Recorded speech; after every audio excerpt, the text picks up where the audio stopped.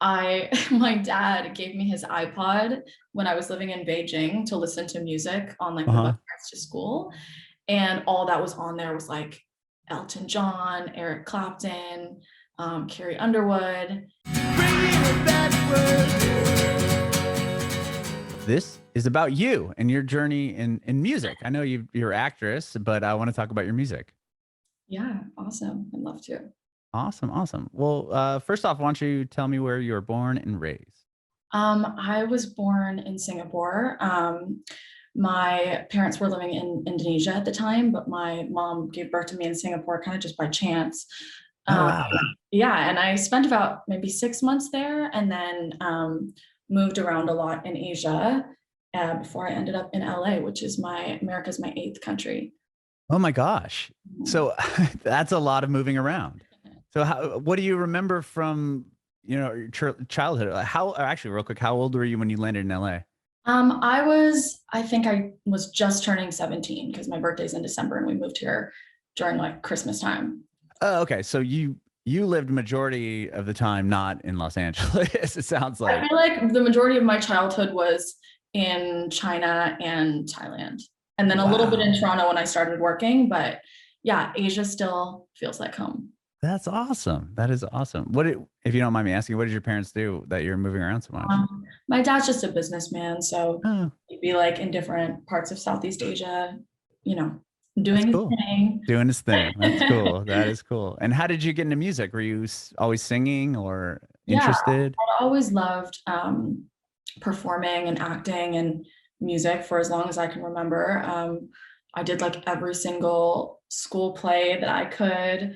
And I think my parents like noticed that in me and like sent me to a performing arts camp in New York for 2 summers. Wow. Through that, I kind of just found a manager in LA who started submitting me through self tapes.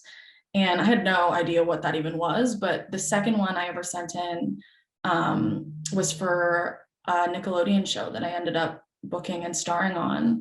And that sort of took me out of Thailand for like half the year, Hmm. for like 3 years. And so I was back and forth, just doing school in Thailand and then filming in Toronto when I was like 14. Oh, wow. Yeah. Okay.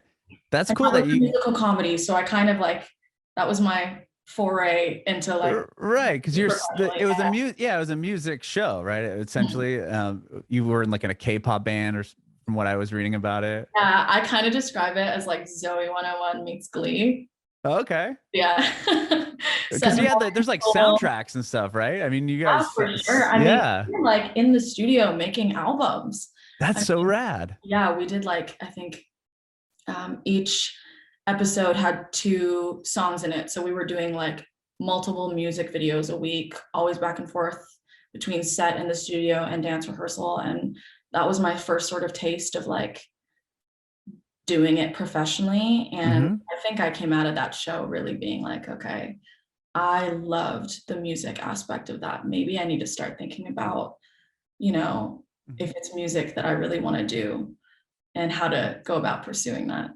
Sure. Well, what's interesting is you said you're going to New York go to like an acting camp. Is that what it was, or an Yeah, acting? essentially, it was like a musical theater camp. Oh, it was musical theater. Okay, so Yeah, I guess my question would be like, how did they know you could sing when they cast you for the show? right.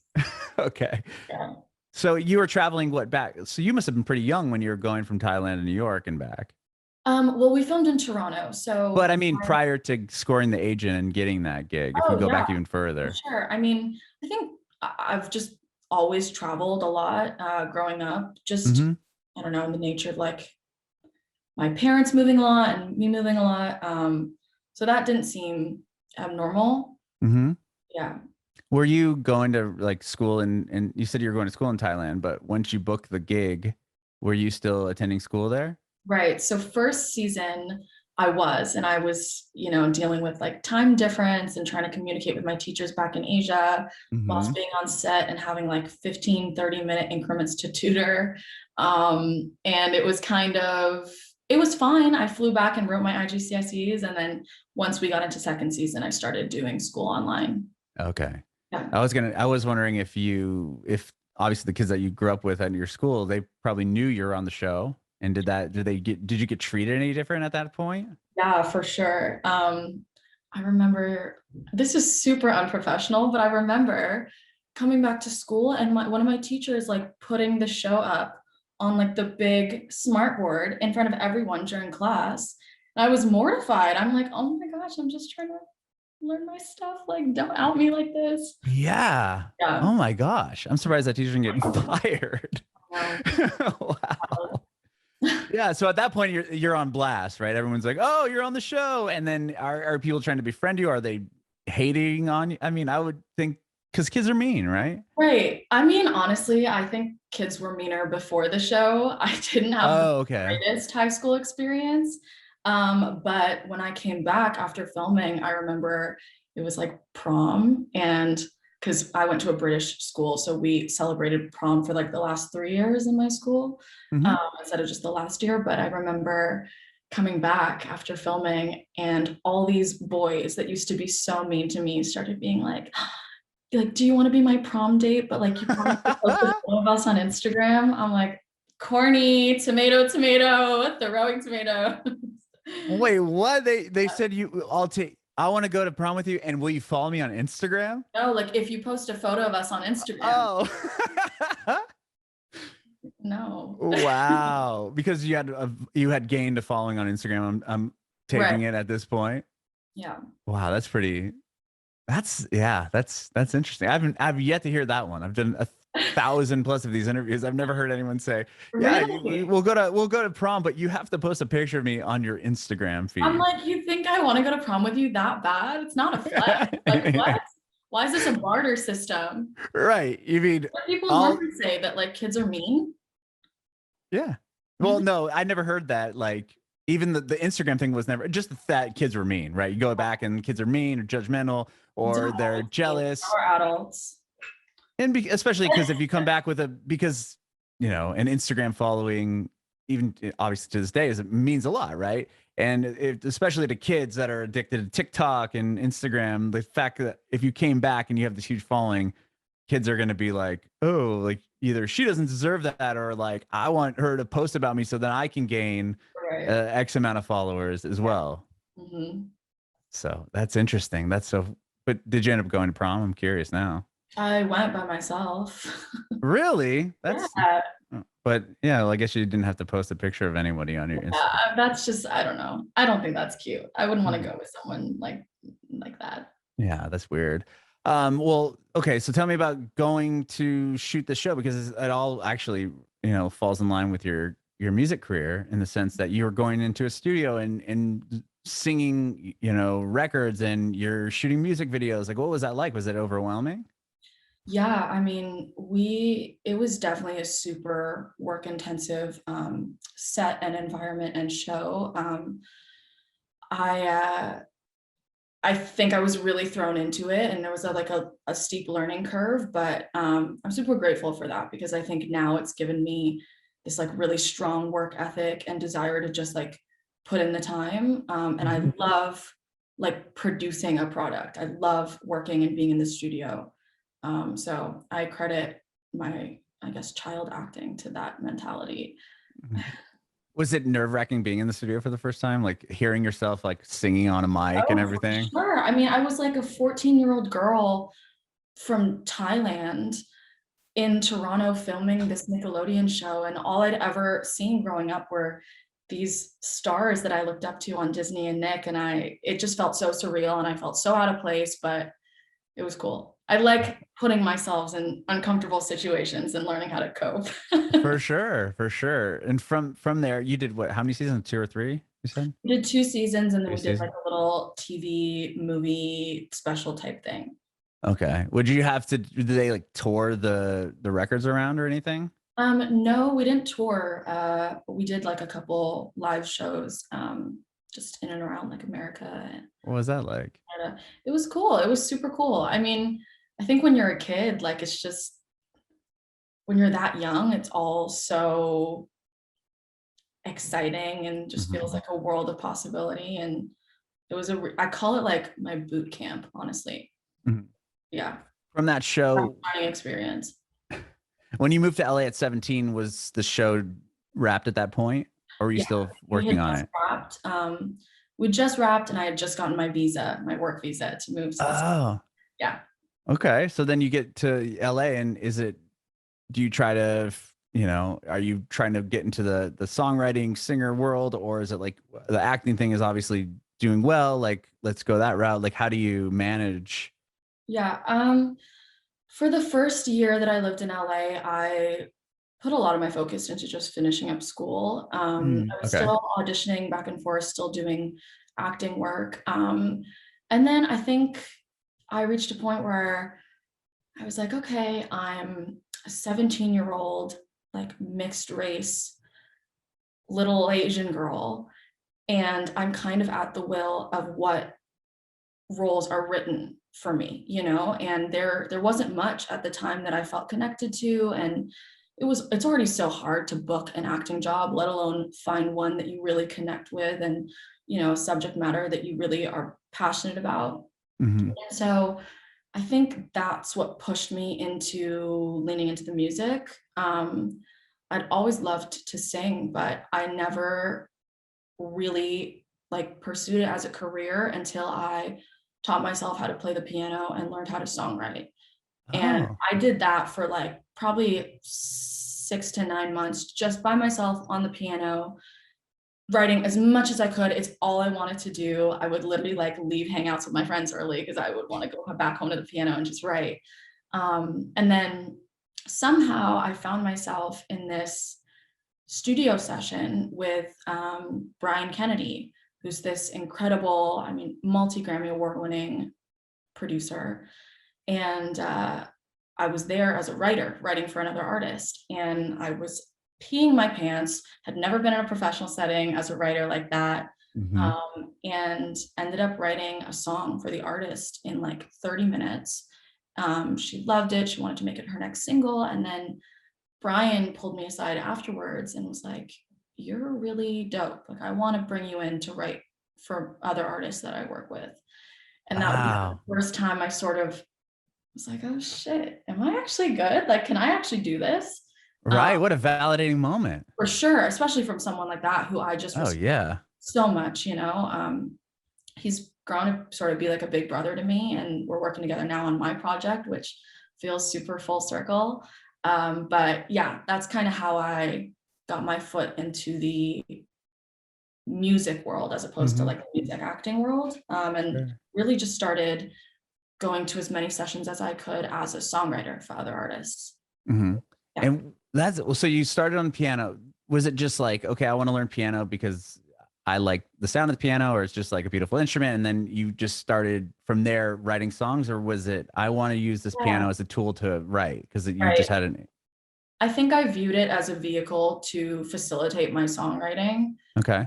Um, I I mean, I was very self-taught, like all by ear. I can't read music, you know what I mean? And Hmm. I just wanted to be able to play enough to like write the songs that I had in my head and get them down and out. Yeah. How did you land that first, or how did you land those early songwriting sessions? Was it just being Honestly, eager and I had a friend who is a singer, and we were hanging out one day, and she goes, can I say shit? Because I feel like yeah, oh yeah, you can say no. whatever you Hey, want. sorry. No. You never know. I should ask my publicist before I start these things. Anyways, I we were hanging out, and she was like, "Oh shit, I have a session in 15 minutes that I totally forgot about. I know you like kind of write. Like, do you want to just come and because I feel bad ditching you. Like, just come to the session." Wow. Okay. Yeah. And when you go to the session, was this the one that you got to write the song that ended up landing and all that, or was this just a totally different Yeah. session? This was the one at Brian's, It my first was. ever like professional songwriting session. Oh wow! What like going in, just because I'm not a songwriter and people listening might, they're just curious. Like when you go into that setting, like how does it all kind of work? Do you just sit down and everyone's like, okay, like, and you're like, hey, I'm the here to write the song, or like Right. tell me like what's the interaction in the room? Like how does that all Um, work? I think every artist is different. Hmm. I definitely approach things differently. than like other people that I've written for or, you know, been in the studio with. That particular session kind of started with the artist talking about like what type of sound she wanted to go for. And then Brian, the genius that he is, like just freestyled this entire incredible piano production, threw in some drums, threw in some like, I don't know, hi-hats, whatever. And I just wrote over that sort of like top line. Oh, so you were writing lyrics? Yeah, the lyrics and the melody. Wow. And obviously you knocked it out of the park or he wouldn't have invited you back. I mean, I guess. So then you just started working with him and writing for other artists at that point? Yeah, for sure. It was kind of just like, you know, come through. I want you to like come to this session, whatever, quite casually. And then that's sort of how I started to meet people and get meetings once people were like, oh, like you've been writing with Brian, like, let's talk, you know what I mean? Yeah, yeah. And then through that, I sort of was able to put together my team and start working on my project as an artist. Yeah, when did you start? When did you decide like I want to do this and be an artist myself? Like I'm Right. instead of writing for other people. I think that was always my end goal, Okay. but I just hadn't figured out how to facilitate it yet. Hmm. And then, you know, I knew I wanted to do it, but I didn't really know how to put the pieces together and like what steps I actually had to take. And then COVID happened, and I was dating someone who was like from England. So I ended up being in Europe for almost all of quarantine. Oh, wow. While I was there, was never in the studio, like wasn't really working. I kind of, you know, would rarely have access to piano. And when I did, would write as much as I could. But I think that taking that away from me made me have this like burning desire when I got back to the States. And I just called up my now manager and I was like, hi, can we grab coffee tomorrow? Like, I want to talk to you. Hmm. And from then on, I just was in the studio like every day. Wow. Were Yeah. you able to write it all when I mean, you weren't in the studio setting, but Right. you were writing songs prior to COVID and then you're stuck. And are you inspired at all? Are you writing any of the songs that you've got a couple out now, but are you writing anything that you ended up recording after the fact? Yeah, I mean, while I was in Europe, I wasn't able to write much, but Okay. I, on my way back to the States, had to quarantine in Canada for 2 weeks. So I ordered Oh, like just a little keyboard on Amazon to the place that I was quarantining in and spent all those 2 weeks writing. wow. And there's definitely things that might be on like a future project, but what I'm releasing now, it's a 3-song EP that I wrote entirely all in 1 week in an Airbnb in Atlanta with my friends.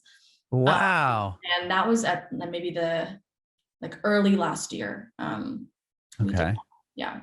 Well, real quick on the quarantine in Canada, were you in one of those like they had like I don't know if they still are doing this, but at the time I remember people were talking about you had to stay in like this hotel that the government kind of ran and they like forced you in Right. there and like Luckily not. That okay. sounds so terrifying. That sounds like a literal horror movie. I talked to an artist that had to do that. They played the States that was from Canada and they had to go back to they wanted to go back to Canada and they were like forced into quarantining in this like government run hotel Um, and you weren't allowed to leave. They immediately show no. up and like put the food by your door and you had to like open the door quickly and grab it. Just sounded like a Yeah, total like nightmare. So I'm yeah. glad you didn't have that I'm so experience. glad I didn't have to do that. Yeah, it was I just ended up like renting an apartment, Oh, there you go. quarantine, and yeah. Okay. Well, I'm glad that you didn't have to deal with that because I was like, I know, whoa, right? yikes. So then you go to Atlanta. What takes you to Atlanta and this Airbnb? And was the purpose of going there to write, what Yeah, became this so record? I had been writing a lot with my friend Major Myjah in LA in like January, and Hmm. we made like some of my favorite songs I've ever done together. Those will definitely be coming out, and I'm so excited about them. Amazing. But I mean, I think have great like artistic chemistry. So he's in this group under Atlantic called Ghost, and one of his like group members is named Deion Gill, and he was like, I think we should like bring Deion into this. I think it would be a really, really good fit. I'm like, okay, cool. Like, let's do it in Atlanta. So I booked an Airbnb in Atlanta and we just locked in for that whole week, made music while we were making breakfast, you know, like by the couch, and just really approached it as from day one, like creating a body of work that lived in its own sonic world. I remember like the first day there, we went to Walmart and bought a whiteboard and just treated these songs as like their own little movie, and wrote down like what the weather would be like and the colors and the moods and like other characters that might live in this world.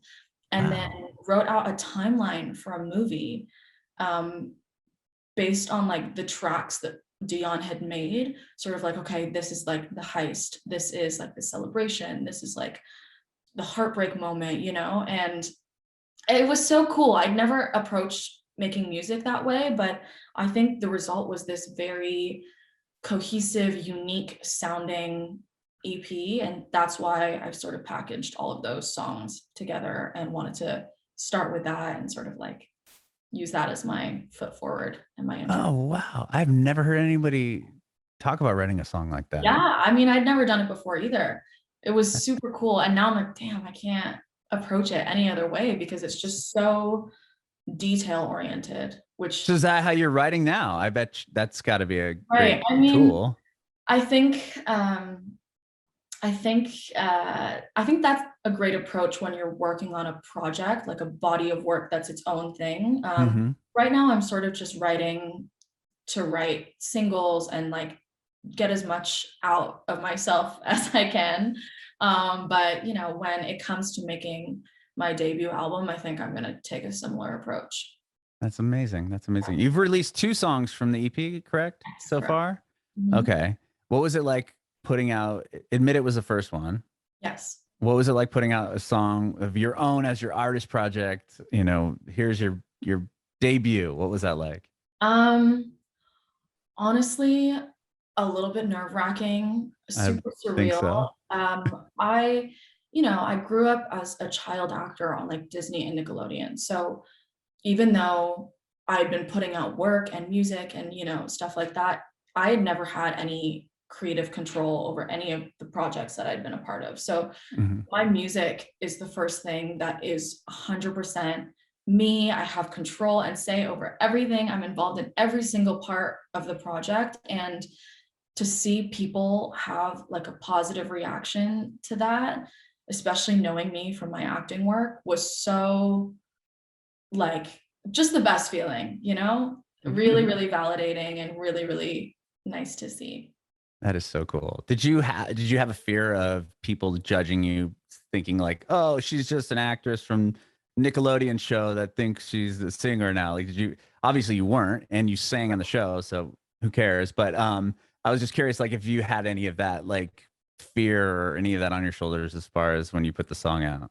Uh, yeah, I mean, I try not to fear what other people think of me, and you know, I try not to like meet outside expectations of myself, especially from people that, you know, don't necessarily know me personally.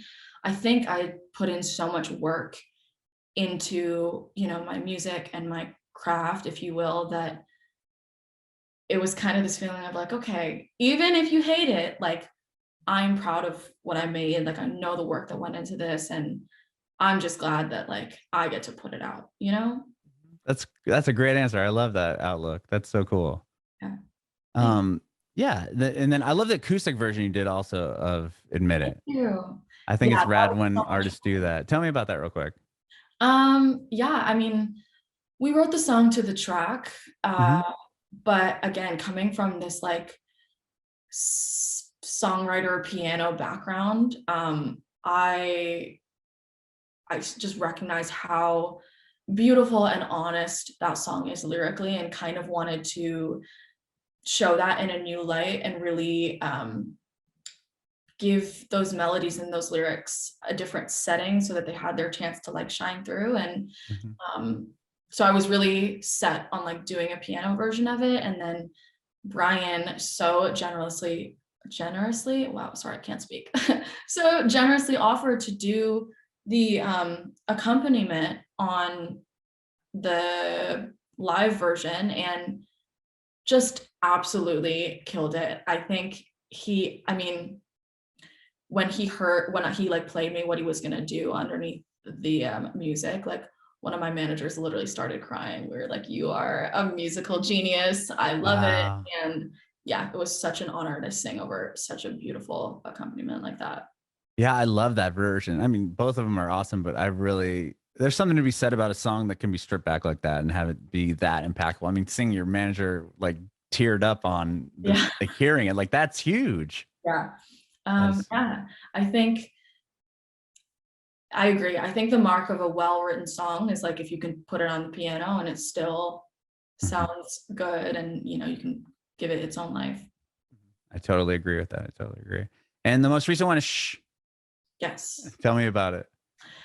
So that one we made after Admit It. Again, Mhm. the same week, same Airbnb in Atlanta. And honestly, so Deion had we delved into this sonic world, you know, with this whole whiteboard and everything. Mhm.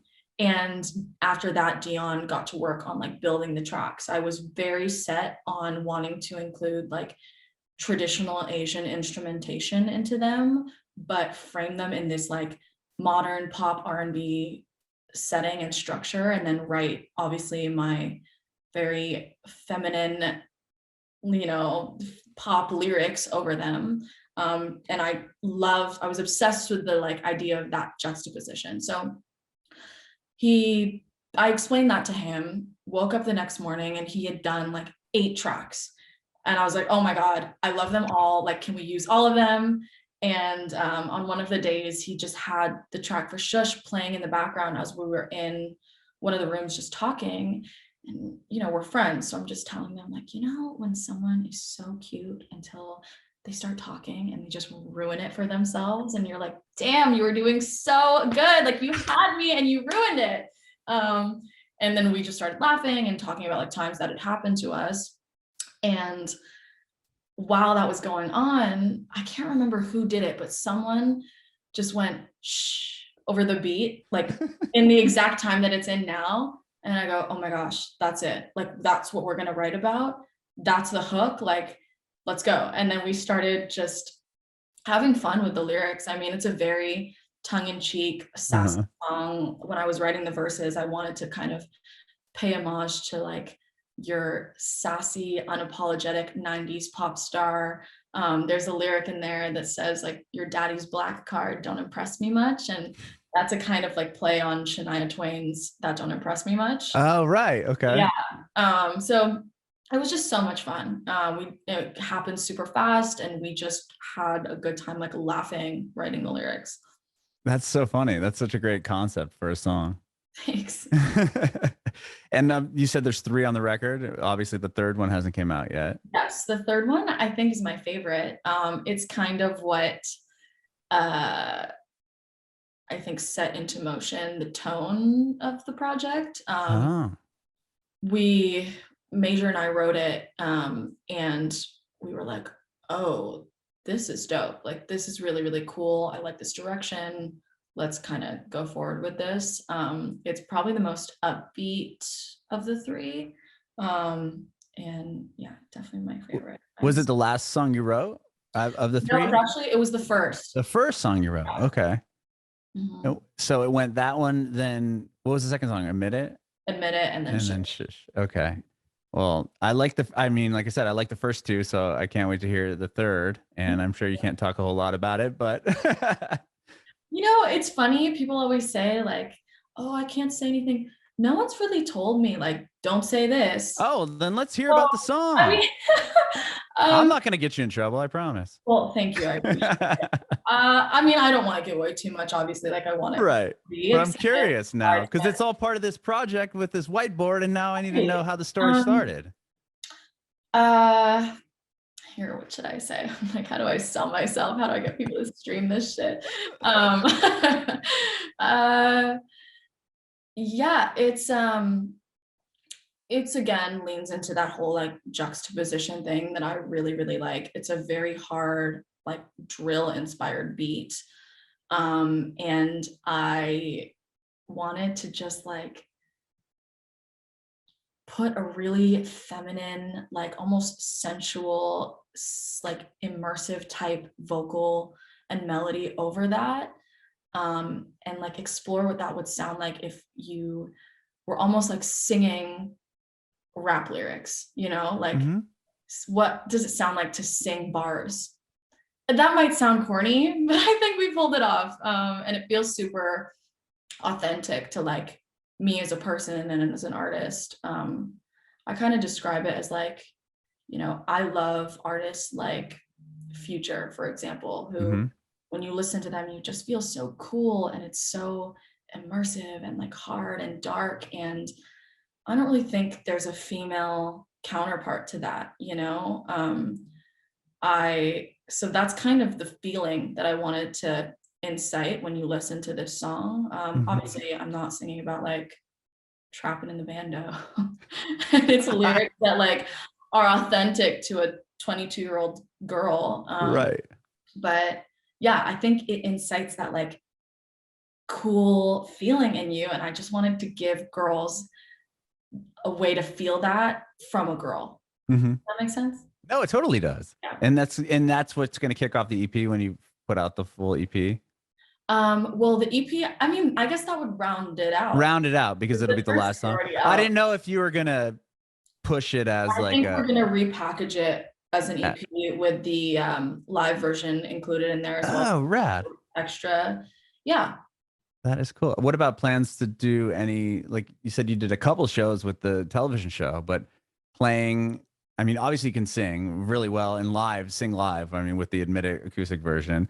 So is this something you're gonna take on the road or do some shows at least around LA or? Yeah, I mean, I recently sort of put together what my live show would be, rehearsed with dancers and like a band, and put all of the songs on this EP to a live band, which gave them a whole new life. And we shot a really cool like live performance video of that, which we're working on right now, and I hope I'll get to put out soon. Awesome. But I think that would be essentially the show that we put on.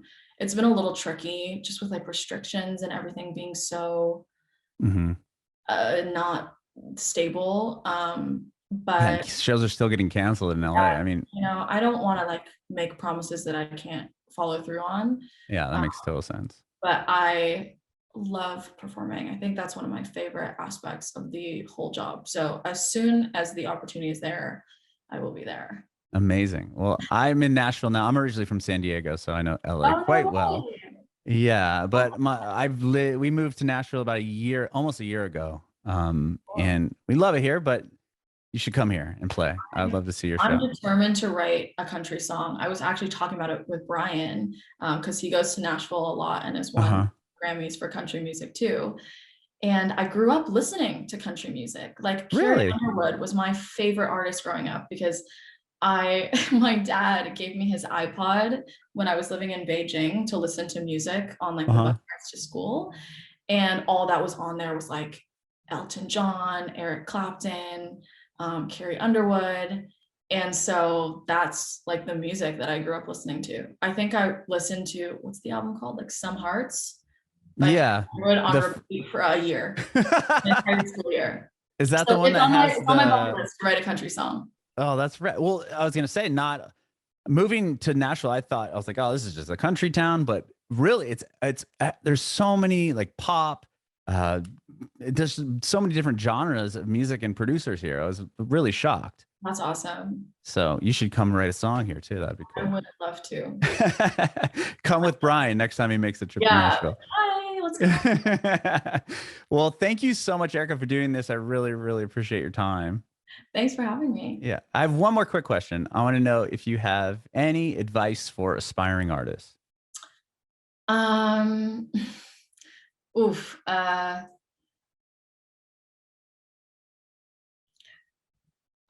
how to have a flexible sleep schedule. That's very obscure, but I'd always been such a morning person. I just naturally fall into like waking up at like 6:37 in the morning, and that is not conducive to the artist lifestyle. I really had to take a huge like segue into figuring out how to last through sessions that last till like 4:35 in the morning. So yeah, if you're a morning person, switch over. Bring it backwards.